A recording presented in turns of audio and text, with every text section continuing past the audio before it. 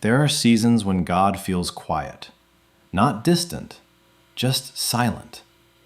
In these seasons, you still believe, you still pray, but the reassurance you once felt is gone. You pray and nothing seems to change. You wait and there is no clear direction. You ask for answers, but all you hear is stillness.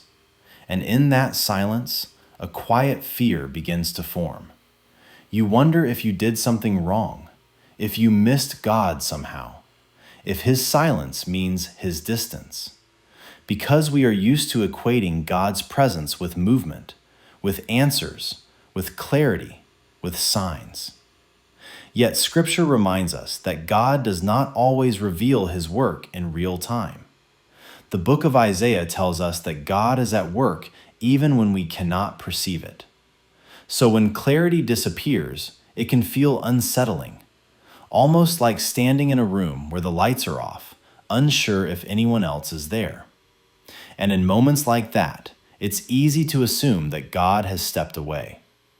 But Scripture shows us something very different. God's silence has never meant His absence. In fact, some of the most important work God does in a person's life happens when He is not speaking loudly, but working deeply. Throughout the Bible, silence is often the setting where transformation begins. Consider Joseph. Joseph received a dream from God early in his life, a clear vision, a powerful promise. But after that dream, there were years of silence. Years where God did not explain what was happening. Years where the promise felt farther away, not closer. Joseph was betrayed by his brothers, sold into slavery, falsely accused, forgotten in prison. And during all that time, Scripture records no new revelation, no fresh instruction, no comforting reassurance, just silence.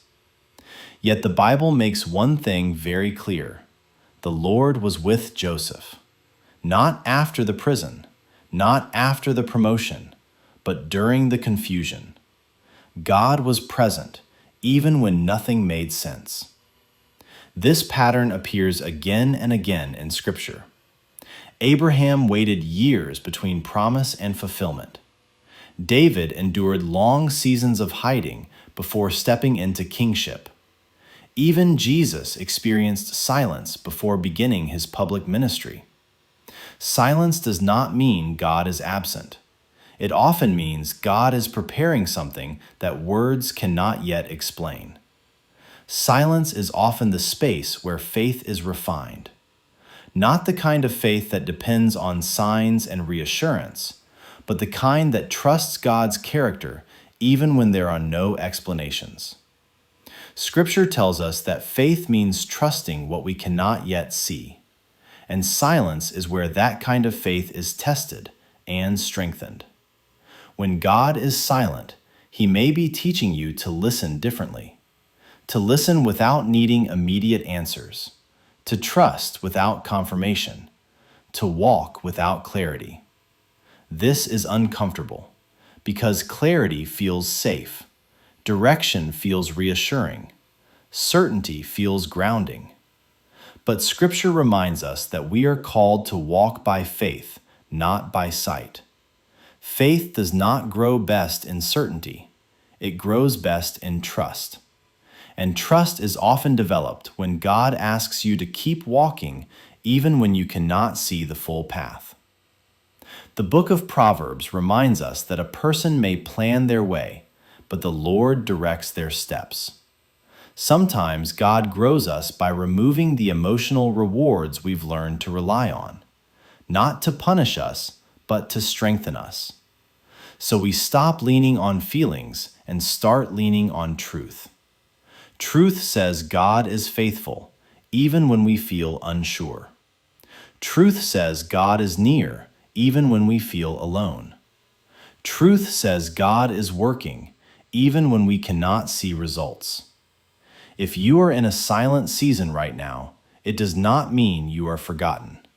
Scripture assures us that God does not abandon His people. It does not mean God has withdrawn his hand. It does not mean your prayers have gone unanswered. It may mean you are being strengthened in ways that only silence can accomplish. Silence strips away distractions. It exposes what we truly believe about God. It reveals whether our faith is rooted in his presence or in his activity. And while silence can feel empty, it is rarely unproductive. God is still guiding your steps, even when he is not narrating them. He is still opening doors you cannot see yet, still shaping your character, still aligning circumstances. The silence is not empty, it is intentional. And when God chooses to speak again, you will look back and realize something important. He never left. He was preparing you.